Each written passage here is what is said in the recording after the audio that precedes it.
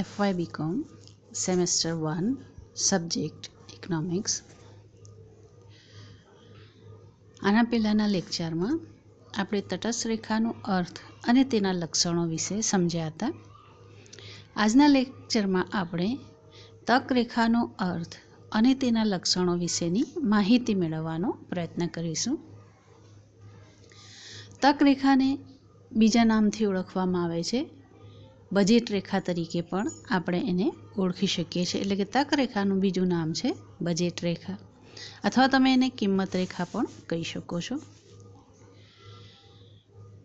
એની અંદર આપણે સમજવાનો પ્રયત્ન કરીએ. તટસ્થ રેખા એ ગ્રાહકની અભિરુચિ દર્શાવાય છે, અથવા તો આપણે એવું કહી શકીએ કે તટસ્થ રેખા દ્વારા ગ્રાહકની અભિરુચિ દર્શાવવામાં આવે છે. તટસ્થ રેખાઓનો નકશો દોરતી વખતે ગ્રાહકની આવક અને વસ્તુઓના ભાવ અથવા તો વસ્તુઓની કિંમતને ધ્યાનમાં લેવામાં આવતા નથી. આથી તટસ્થ રેખાના નકશામાં રજૂ કરવામાં આવેલા સંયોજનો પૈકી કયા સંયોજનો ગ્રાહક માટે શક્ય છે અને કયા સંયોજનો અશક્ય છે એ કહી શકાતું નથી. આ સ્પષ્ટતા તક રેખા દ્વારા કરવામાં આવે છે.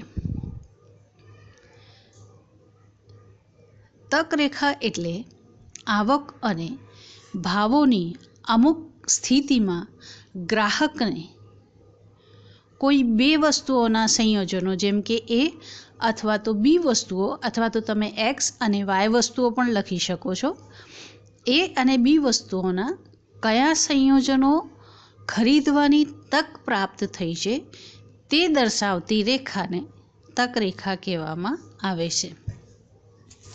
આ તક રેખાની તમે વ્યાખ્યા પણ કહી શકો. હું ફરીથી બોલું છું. તક રેખા એટલે આવક અને ભાવોની એવી સ્થિતિમાં ગ્રાહકને એ અને બી વસ્તુઓના કયા સંયોજનો ખરીદવાની તક પ્રાપ્ત થાય છે તે દર્શાવતી રેખાને તક રેખા તરીકે ઓળખવામાં આવે છે.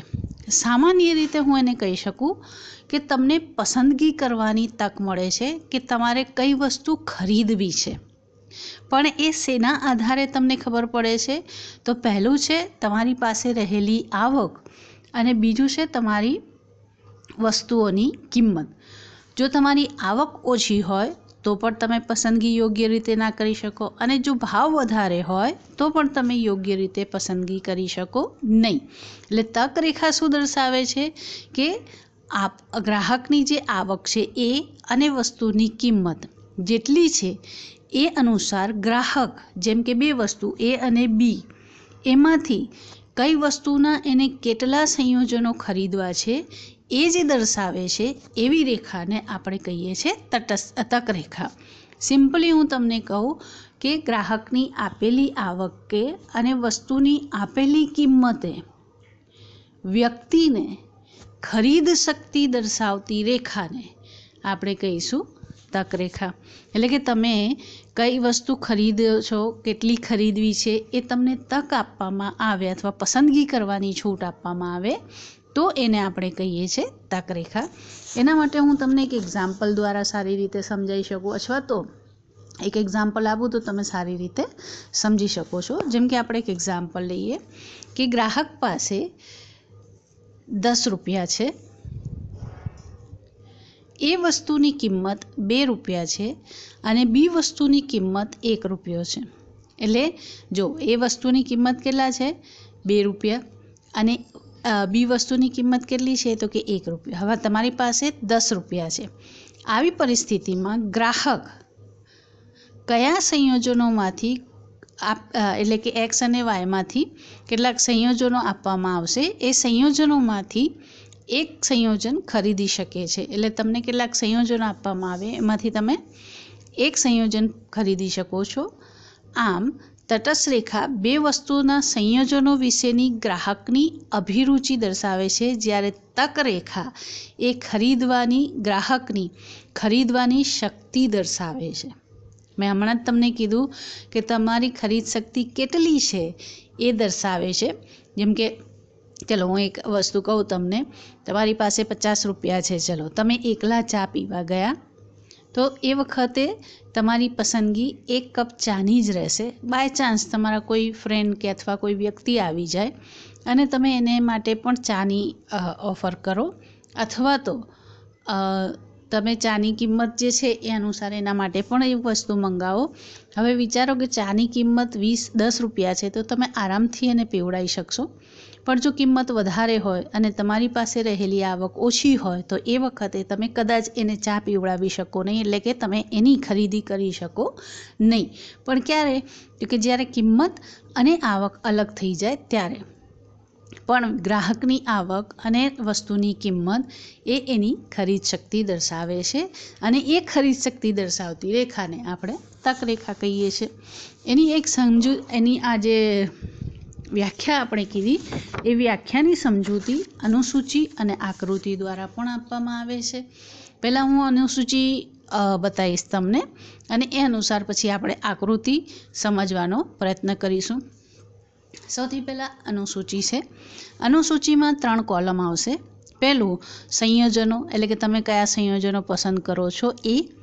બીજી કોલમમાં એ વસ્તુના એકમો, અથવા તો તમે એક્સ પણ લખી શકો છો, તમારે અનુસાર તમારે ABCDમાંથી કોઈ પણ લખી શકો. હું એ લખું છું, એ વસ્તુના એકમો. ત્રીજી કોલમમાં બી વસ્તુના એકમો. હવે સંયોજનોમાં લખવાનું છે, સંયોજનો આવશે ABCD E અને F. બરાબર છે? ABCD E અને F સંયોજનો આવશે. હવે અહીંયા સંયોજનો મેં અલગ અલગ દર્શાવ્યા છે. એ સંયોજને આપણે એ વસ્તુના કેટલા એકમો અને બી વસ્તુના કેટલા એકમો ખરીદી શકીએ છીએ આપણી આપેલી આવકે અને વસ્તુની આપેલી કિંમતે. તો એ હું અહીંયા દર્શાવું છું. જ્યારે એ સંયોજન છે ત્યારે એ વસ્તુના કોઈ એકમ નહીં, એટલે કે 0 એકમ, અને વાય વસ્તુના 10 એકમ છે. જ્યારે બી સંયોજન છે ત્યારે એ વસ્તુના 1 એકમ અને બી વસ્તુના 8 એકમ. જ્યારે સી સંયોજન છે ત્યારે એક્સ વસ્તુના 2 એકમ અને વાય વસ્તુના 6 એકમ. જ્યારે ડી સંયોજન છે ત્યારે એ વસ્તુના 3 એકમ અને બી વસ્તુના 4 એકમ. જ્યારે ઈ સંયોજન છે ત્યારે એક્સ વસ્તુના 4 એકમ અને એ વસ્તુના 4 એકમ અને બી વસ્તુના 2 એકમ છે. જ્યારે એફ સંયોજન છે ત્યારે એ વસ્તુના 5 એકમ અને બી વસ્તુના 0 એકમ થઈ જાય છે. હવે અહીંયા તમારે આ અનુસૂચિ કેવી રીતે સમજાવું છું એ ધ્યાન રાખવાનું છે. જો તમને ઓરલી ના ફાવતું હોય તો હું જે બોલી ગઈ એ તમારે ડ્રો કરી લેવાની ચોપડામાં, કે જેના આધારે તમને સરળતાથી એ સમજી શકો. બરાબર છે?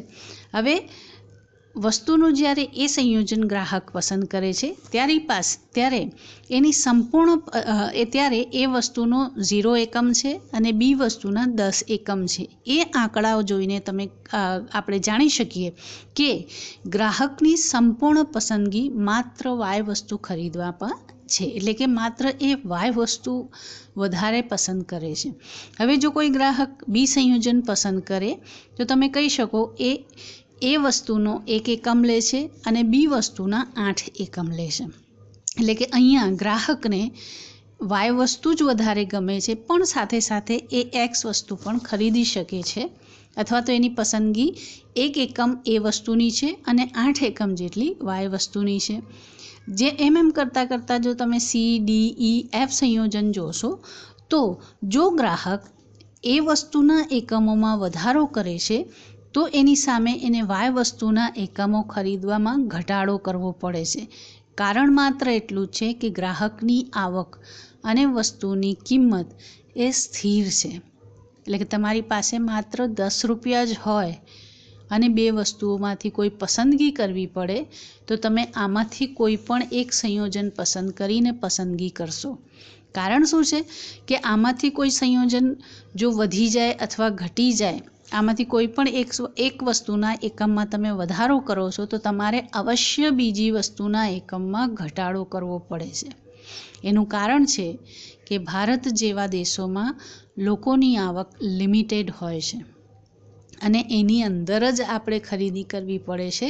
એટલા માટે આપણે પસંદગી કરવી પડે છે કે કઈ એ વસ્તુ વધારે લેવી, કઈ વસ્તુ ઓછી લેવી. બરાબર છે. એટલે અહીંયા જેમ જેમ ગ્રાહક એ વસ્તુના એકમમાં વધારો કરશે એમ એ બી વસ્તુના એકમમાં એને અવશ્ય ઘટાડો કરવો પડે છે. અને એફની પરિસ્થિતિ તમે જોઈ શકો છો. એફ સંયોજન પર એ વસ્તુના 5 એકમ અને બી વસ્તુના 0 એકમ થઈ જાય છે. એટલે કે એફ પરિસ્થિતિ એવી છે કે એ જો કોઈ ગ્રાહક પસંદ કરે તો સંપૂર્ણ માત્ર એક્સ એ વસ્તુ પસંદ કરે છે, અને જ્યારે એ સંયોજન પસંદ કરે તો એ સંપૂર્ણ રીતે બી વસ્તુ ખરીદવાનું પસંદ કરે છે. એના સિવાયના સંયોજન છે બી, સી, ડી, ઈ, ત્યાં જોવા મળશે કે તમને જો એ વસ્તુના એકમ વધારે છે તો વાયના ઘટાડે છે, અથવા વાયના વધારે છે તો એક્સના એને ઘટાડવા પડે છે. અહીંયા દર્શાવી શકાય કે બંને વસ્તુના એકમોની ખરીદીમાં ગ્રાહકની પસંદગી બદલાતી રહે છે, અથવા તો એક વસ્તુના એકમમાં વધારો થતાં બીજામાં ઘટાડો થાય છે. તો અહીંયા પણ વ્યસ્ત સંબંધ જ જોવા મળશે. હવે આ જે મેં અનુસૂચિ કીધી એ અનુસૂચિ અનુસાર આકૃતિ પણ સમજવી પડે, એને આકૃતિ પણ દોરવી પડે. તો એના માટે એક્સ અક્ષ પર એક્સના એકમો, એક્સ અક્ષ પર એ વસ્તુના એકમો, વાય અક્ષ પર બી વસ્તુના એકમો દર્શાવવાના. આપણે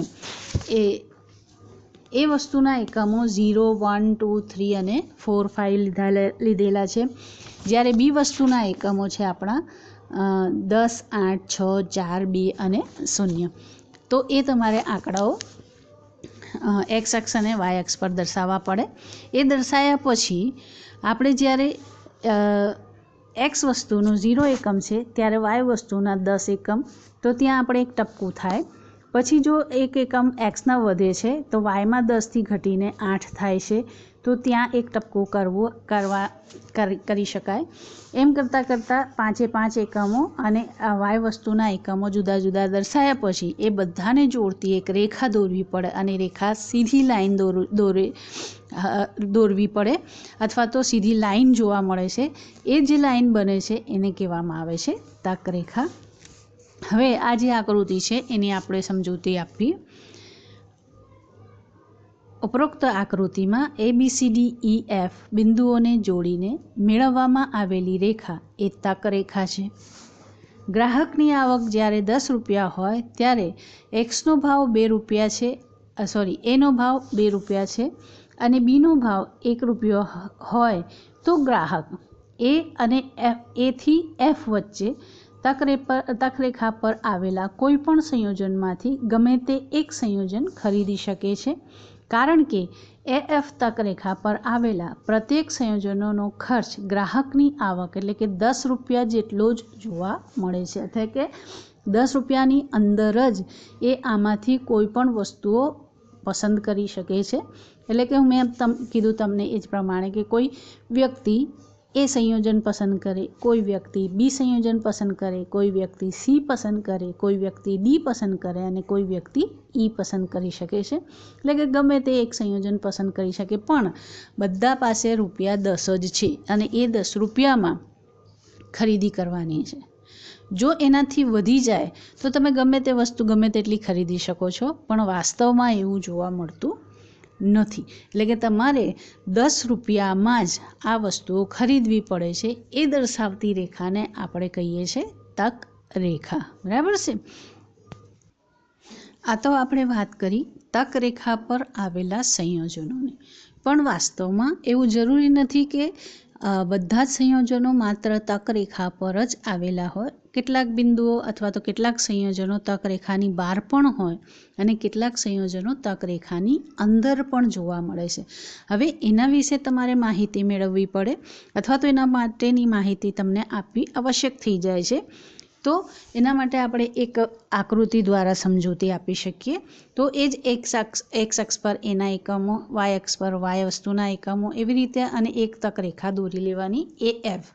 એ તક રેખાની ઉપર કોઈ એક બિંદુ તમે દોરી શકો છો જેને નામ આપી દેવાનું G, અને એક તક રેખાની અંદર એટલે કે નીચેની તરફ એક બિંદુ આપણે મૂકીએ જેને H નામ આપીએ છીએ. હવે આ G અને H એ ગ્રાહક પસંદ કરશે કે નહીં, અથવા કરે તો એને શું ફાયદો થાય અને ન કરે તો કેમ ન કરે એ જાણવું આવશ્યક છે. તો એના માટે હું સમજૂતી આપું છું કે ઉપરોક્ત જે આકૃતિ છે એમાં AF તકરેખાની બહાર અને અંદરની બાજુએ પણ આપણે એ અને બી વસ્તુઓના સંયોજનો છે. આ સંયોજનો વિશે સ્પષ્ટતા કરવી આવશ્યક છે. ગ્રાહક AF તકરેખાની બહારનું કોઈ પણ સંયોજન ખરીદી શકતો નથી, કારણ કે તેનો ખર્ચ ગ્રાહકની આવક કરતાં વધી જાય અથવા તો ઘટે છે. બરાબર છે. દાખલા તરીકે આપણે એક્ઝામ્પલ આપીએ કે આપણે આકૃતિમાં જી બિંદુ એ તકરેખાની ઉપરની તરફ લીધેલું છે. તો એ જી બિંદુ જો તમે પસંદ કરો તો શું ફેરફાર અથવા શું પરિવર્તન આવે અથવા શું થઈ શકે? તો આપણે પહેલાં જી સંયોજન વિશે કહીએ. જો જી સંયોજનમાં એ વસ્તુના 4 એકમો અને બી વસ્તુના 6 એકમો પ્રાપ્ત થાય છે, અને એનો કુલ ખર્ચ જો તમે ગણો 6 અને 4 એવી રીતે ગણતરી કરો,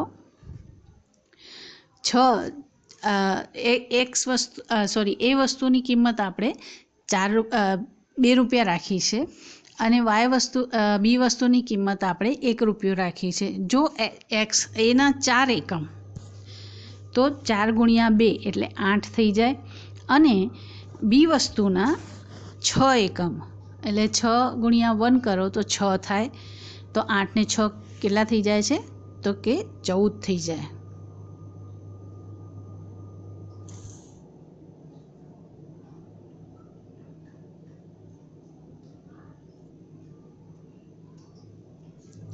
એટલે કે એનો ખર્ચ 14 રૂપિયા થઈ જાય, પણ ગ્રાહક પાસે વાસ્તવમાં કેટલા છે? તો કે માત્ર 10 જ રૂપિયા છે. એના પછી આપણે એક બિંદુ એવું લીધું છે કે જે તકરેખાની અંદર આવેલું છે અથવા તકરેખાની નીચે આવેલું છે. એટલે કે ગ્રાહક એને આપણે નામ આપ્યું છે H. બરાબર. ગ્રાહક AF તકરેખાની અંદરનું કોઈ પણ સંયોજન અવશ્ય ખરીદી શકે છે, કારણ કે તેનો ખર્ચ ગ્રાહકની આવક કરતાં ઓછો હોય છે. એટલે કે તકરેખાની નીચે આવેલો જે કોઈ પણ સંયોજન હોય, જો ગ્રાહક એ પસંદ કરે તો ત્યાં એની પાસે ખરીદી વધારે છે, એટલે કે પૈસા વધારે છે, અને કિંમત ઓછી હોવાના કારણે એ આરામથી વસ્તુ ખરીદી શકે છે. આપણે H જે સંયોજન લીધું છે એનું એક્ઝામ્પલ આપણે સમજાવીએ. એ જે સંયોજન છે એમાં એ વસ્તુના 2 એકમો અને બી વસ્તુના પણ એ 2 એકમો ખરીદી શકે છે, અથવા તો એ વસ્તુના 2 અને બી વસ્તુના 2 એકમો ખરીદી શકે છે. હવે એ વસ્તુની કિંમત 2 રૂપિયા છે અને બી વસ્તુની કિંમત 1 રૂપિયા છે, તો અહીંયા 2ના આધારે 4 રૂપિયા અને વાયના 2 એટલે કે ટોટલ 6 રૂપિયા એનો ખર્ચ થશે. એટલે કે જો H બિંદુ પસંદ કરવામાં આવે તો ગ્રાહકનો કુલ ખર્ચ થશે 6 રૂપિયા. પણ આપણે એવી ધારણા કરીએ છીએ કે ગ્રાહકની એ વસ્તુ અને બી વસ્તુ પર બધી જ આવક ખર્ચી નાખવા માંગે છે. આ ધારણાનો અર્થ એ થાય કે ગ્રાહક AF તકરેખાની અંદરનું સંયોજન ખરીદી શકે છે, પણ ખરીદવા માંગતો નથી. એટલે કે એ H બિંદુએ ખરીદી કરી શકે છે, પણ એ ખરીદવા માંગતો નથી. એ એના કરતાં વધારે વસ્તુઓ ખરીદવા ઈચ્છે છે, એટલે એ તકરેખા પર જવાનો પ્રયત્ન કરશે. આના પરથી એ સ્પષ્ટ થાય કે ગ્રાહક તકરેખા પર આવેલા સંયોજનોમાંથી જ કોઈ એક સંયોજન પસંદ કરશે, અથવા તો એને એ સંયોજન જ ખરીદવાનું રહેશે. તકરેખાની બહારનું સંયોજન એટલે કે ઉપર તરફનું સંયોજન તે ખરીદવા માંગે છે, પણ નાણાકીય ખર્ચ વધારે હોવાના કારણે એ ખરીદી શકતો નથી, અને તકરેખાની અંદર એટલે કે નીચેની તરફ આવેલા સંયોજનોને તે ખરીદી શકે છે, પણ ખરીદવા માંગતો નથી, કારણ કે એ એના કરતાં પણ વધારે ખરીદી કરી શકે છે એવી પરિસ્થિતિ નાણાકીય એની પાસે છે. એટલા માટે એ તકરેખાની નીચે આવેલો સંયોજન અથવા તો તકરેખાની અંદર આવેલો સંયોજન પસંદ કરશે નહીં. આ થઈ તકરેખાનો અર્થ અથવા તો તકરેખાની સમજૂતી. તકરેખાને બીજા નામથી ઓળખવામાં આવે છે બજેટ રેખા અથવા તો બજેટ રેખા તરીકે પણ આપણે એને દર્શાવી શકીએ છીએ. હવે આ જે તકરેખા છે એના લક્ષણોમાં પહેલું લક્ષણ છે તકરેખા પર કિંમત ફેરફારની અસર, અને તકરેખાનું બીજું લક્ષણ છે તકરેખા પર આવક ફેરફારની અસર. એટલે કે તકરેખા પર કિંમત જો બદલાઈ જાય, આપણે અત્યારે તકરેખાનો જે અર્થ જોયો ત્યાં આપણે કિંમત પણ ફિક્સ રાખી છે, એટલે કે એ વસ્તુની 2 રૂપિયા અને વાય વસ્તુની 1 રૂપિયા જેટલી કિંમત રાખી છે, અને ગ્રાહકની આવક પણ ફિક્સ રાખી છે, એટલે કે સ્થિર રાખી છે 10 રૂપિયા જેટલી. જો એ બંનેમાં પરિવર્તન આવે તો તકરેખા પર શું ફેરફાર થાય છે એ એના લક્ષણો દ્વારા જાણી શકાય છે. એટલે કે પહેલું લક્ષણ છે એનું તકરેખા પર કિંમત ફેરફારની અસર, અને એનું બીજું લક્ષણ છે તકરેખા પર આવક ફેરફારની અસર. કારણ શું છે કે ગ્રાહકની આવક પણ બદલાતી હોય છે અને વસ્તુની કિંમત પણ બદલાતી હોય છે, તો એના કારણે તમારો બજેટ એટલે કે તમારા ખિસ્સામાં રહેલા પૈસા કેટલા ખર્ચાય છે એ પણ આપણે જાણવા આવશ્યક છે. તો પહેલું લક્ષણ લઈએ આપણે તકરેખા પર કિંમત ફેરફારની અસર. એટલે કે જો કિંમત બદલાઈ જાય વસ્તુની ત્યારે આપણી તકરેખામાં શું ફેરફાર થાય છે એ અહીંયા દર્શાવવામાં આવે છે. તો તકરેખાની કિંમત રેખા પણ કહેવામાં, જો તકરેખાનું ત્રીજું નામ એ હું પહેલાં પણ તમને બતાવી ચૂકી છું કે તકરેખાને કિંમત રેખા પણ કહી શકો અથવા તો બજેટ રેખા પણ કહેવામાં આવે છે. તકરેખાને કિંમત રેખા તરીકે પણ ઓળખવામાં આવે છે કારણ કે તેનો ઢાળ એ અને વાય વસ્તુઓની કિંમતોનો ગુણોત્તર દર્શાવે છે. હવે એના માટે આપણે એક આકૃતિ દ્વારા હું તમને સમજાવવાનો પ્રયત્ન કરીશ. એક આકૃતિ છે, જો તમને હું જે ઓરલી આકૃતિ બોલું છું એ ખબર ના પડતી હોય તો તમારે ચોપડો લઈને બેસવાનો, એનામાં આકૃતિ દોરી લેવાની હું જો બોલું છું એ અનુસાર, અથવા તો તમારી ચોપડી લઈને બેસજો તો એમાં પણ આકૃતિ આપેલી હશે તો એ અનુસાર તમે સરળતાથી સમજી શકશો. કારણ કે હું અહીંયા તમને આકૃતિ બતાવી શકતી નથી, કારણ આપણું રેકોર્ડિંગ છે, ઓનલી ઓડિયો છે, વિડીયો નથી, એટલા માટે. તો આપણે અહીંયા આકૃતિ પહેલાં હું સમજાવું, પછી એના આધારે તમને કિંમત ફેરફારની અસર કેવી થાય છે એ સમજાવું છું. તો એક્સ અક્ષ પર આપણે એ વસ્તુના એકમો, વાય અક્ષ પર વાય વસ્તુના એકમો લખી દેવાના. એ જ 1 2 3 4 5 6 7 8 9 10 અને વાયના 0 2 4 6 8 અને 10 તમે લખી શકો છો. હવે એના આધારે એક તકરેખા એ બી જે વાયના 10 એકમ અને એક્સના 5 એકમ ત્યાં સીધી રેખા દોરેલી છે. બીજું એ બી વસ્તુના 10 એકમ અને એ વસ્તુના 10 એકમ એમ કરીને એક બીજી તકરેખા દોરેલી છે, એ એસી છે. એક એ બી તકરેખા, એક છે એસી તકરેખા. હવે હું આકૃતિ તો પછી સમજાવીશ, પણ એના આધારે પહેલાં હું તમને બતાવી દઉં કે આપણી જે તકરેખા છે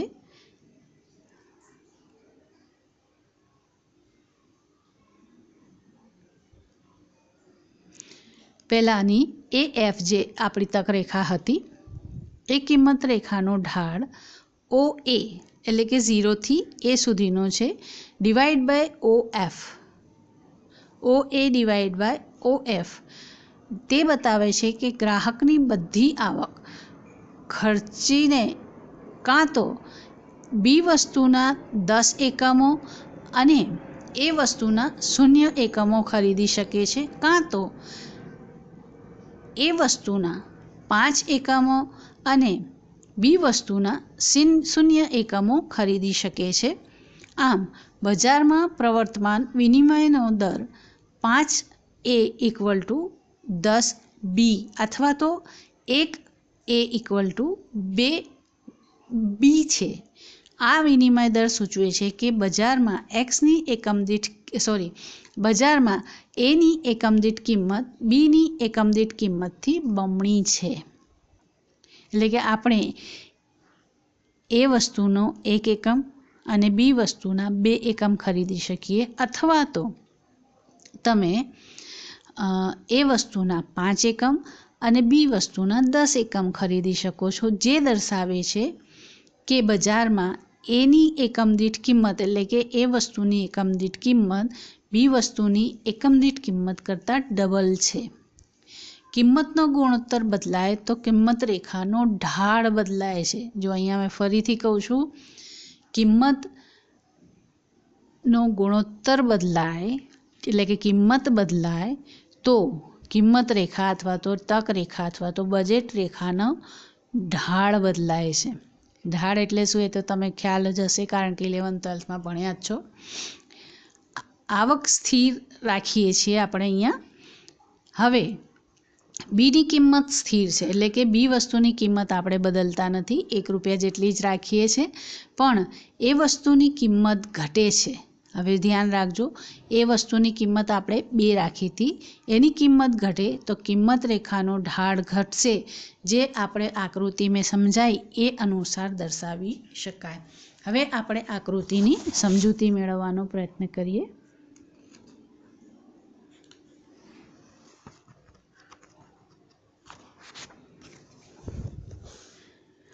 ગ્રાહકની આવક આપણે સ્થિર રાખી છે એટલે કે ગ્રાહક પાસે 10 જ રૂપિયા છે. બી વસ્તુની કિંમત 1 રૂપિયો જે આપણે રાખેલું એ જ છે. માત્ર એ વસ્તુની કિંમત બદલાય છે. એ વસ્તુની કિંમત 2 રૂપિયા છે ત્યારે ગ્રાહક સામે એ બી કિંમત રેખા છે, જે આકૃતિમાં આપણે મેં એ બી કીધું એ કિંમત રેખા છે.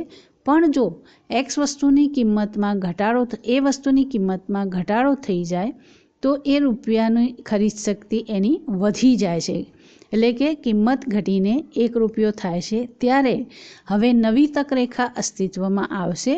જો વાયના એકમો બદલાતા નથી એટલે વાય પર આપણે 10 પર જ રાખ્યું છે અને નવી તક રેખા બનશે એસી, એટલે કે નવી એસી તક રેખા ઉદ્ભવે છે. એસી કિંમત રેખાનો ઢાળ દર્શાવે છે કે હવે બજારમાં વિનિમયનો દર બદલાયો છે. 1 એ બરાબર 2 બી હતા એના બદલે 1 એ બરાબર 1 બી થઈ ગયા છે, જે આપણી આકૃતિ દોરી છે એના પરથી સ્પષ્ટ થાય છે. સાથે સાથે જો કિંમત ઘટે તો ગ્રાહકની ખરીદ શક્તિ વધી જાય છે અને તેથી કેટલાક સંયોજનો જે અગાઉ ગ્રાહક માટે અશક્ય હતા ખરીદવાના, તે હવે ખરીદી શક્ય બને છે. જેમ કે હું તમને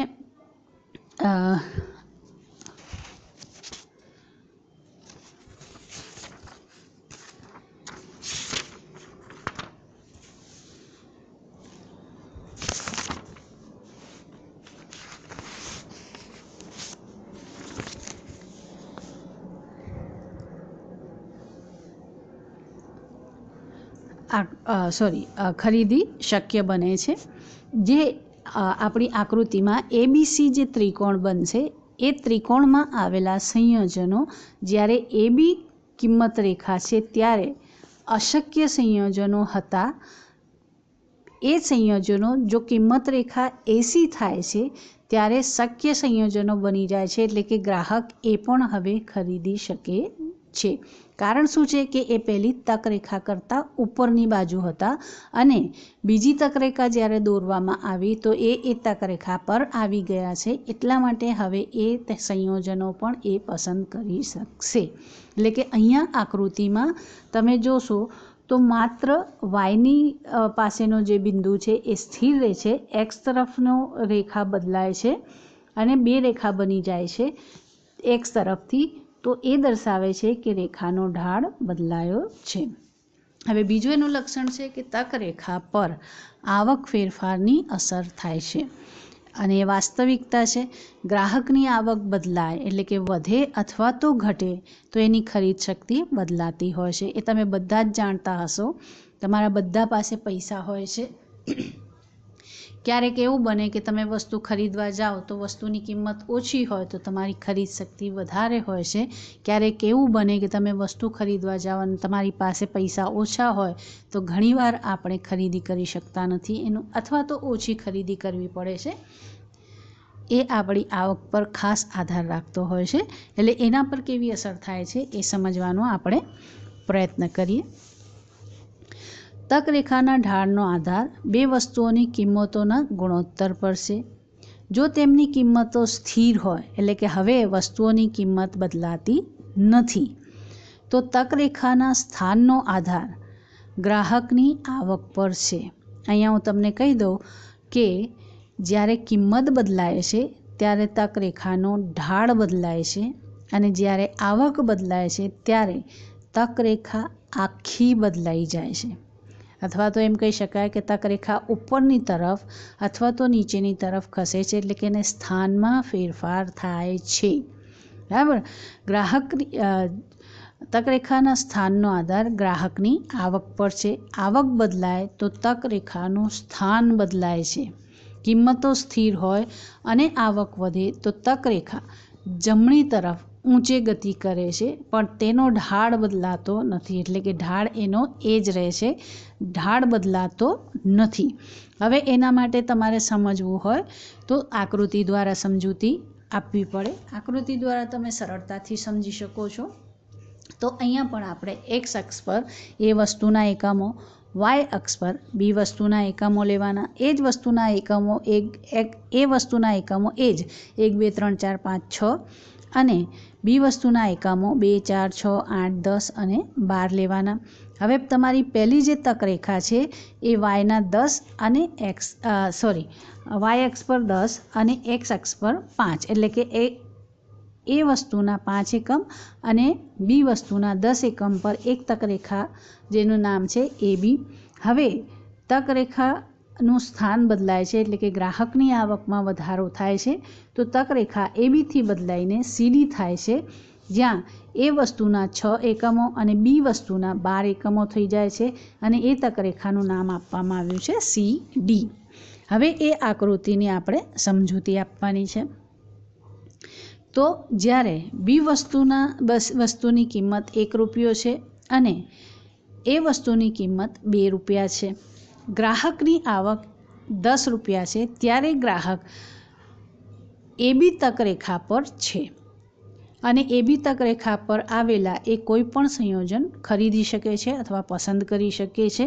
પણ આવક વધીને 12 રૂપિયા થાય છે, એટલે કે ગ્રાહકની આવક 10 રૂપિયાથી વધીને કેટલા થાય છે? 12 રૂપિયા થાય છે. ત્યારે ગ્રાહક બી વસ્તુના 12 એકમો અથવા તો એ વસ્તુના 6 એકમો ખરીદી શકે છે. આથી હવે તેની સામે નવી તક રેખા આવશે, જેને નામ આપવામાં આવ્યું છે સીડી, એટલે કે સીડી તક રેખા આવશે. સીડી રેખા અને એબી રેખાને સીડી રેખા એ એબી રેખાની સમાંતર છે, એટલે કે એની થોડી ઉપર દોરેલી છે અને એ સમાંતર જોવા મળે છે. એ દર્શાવે છે કે કિંમતનો ગુણોત્તર બદલાયો નથી, એટલે કે કિંમત અહીંયા બદલાઈ નથી. એવી તક રેખાનો ઢાળ મુજબ વિનિમયનો દર 5A, એટલે કે 5 એકમ એ બરાબર 10 એકમ વાય છે, અને સીડી તક રેખાના ઢાળ મુજબ વિનિમયનો દર 6 એકમ એના બરાબર 12 એકમ બીના છે. એટલે કે આવક વધતા ગ્રાહકની ખરીદ શક્તિ વધે છે. આથી કેટલાક સંયોજનો જે અગાઉ ખરીદી શકતા ન હતા તે હવે ખરીદી શકે છે, અથવા તો જે અગાઉ અશક્ય હતા એ ખરીદવા હવે શક્ય બન્યા છે, જે આપણે ઉપરોક્ત આકૃતિમાં જોઈ શકીએ છીએ. ઉપરોક્ત આકૃતિમાં એક ACDB વિસ્તારમાં આવેલા સંયોજનો જ્યારે એબી તક રેખા છે ત્યારે ખરીદવા અશક્ય છે, પણ જ્યારે સીડી તક રેખા બને છે ત્યારે આ સંયોજનો ખરીદવા શક્ય બને છે, જે દર્શાવે છે કે જો આવકમાં ફેરફાર થાય તો તક રેખાના સ્થાનમાં ફેરફાર થાય છે.